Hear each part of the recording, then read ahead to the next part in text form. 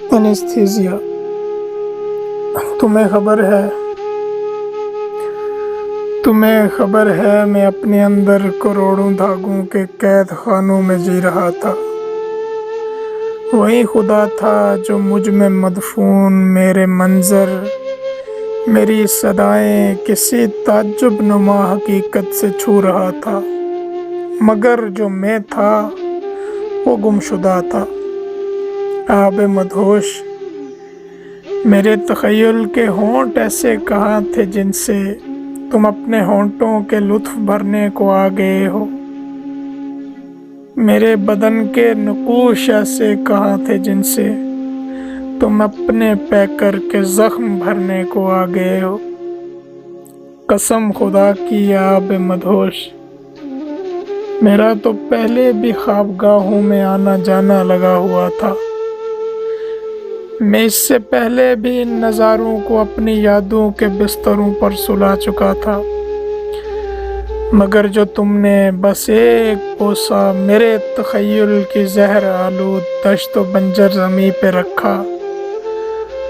قسم خدا کی آب مدہوش، میں اپنی دنیا کی سرحدوں میں نہیں رہا ہوں۔ میں کھو چکا ہوں، میں مر گیا ہوں۔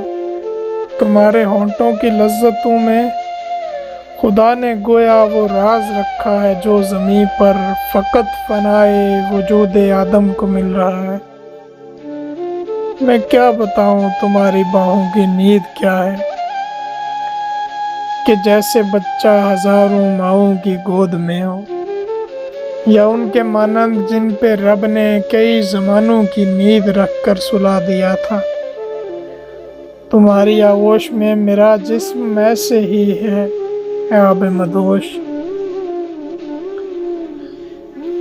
یہ وہ جہاں ہے کہ سرحدوں کی کوئی بصیرت کسی بھی عدسے کی انتہاؤں سے ماورا ہے۔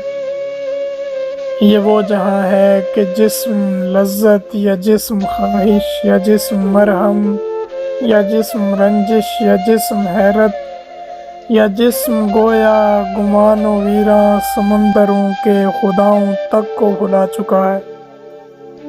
یہ سب تمہارا کیا دھرا ہے آب مدہوش، مگر ہمیں پھر سے جاگنا ہے۔ تم اپنے ہونٹوں کو میری زہریلی نیندگاہوں سے دور رکھو۔ میں جاگنے کا وجود بن کر تمہاری باہوں کے قید خانوں سے جا رہا ہوں۔ میں اب تخیل کو کھا رہا ہوں آب مدہوش۔ تمہیں خبر ہے میں اپنے اندر کروڑوں دھاگوں کے قید خانوں میں جی رہا تھا۔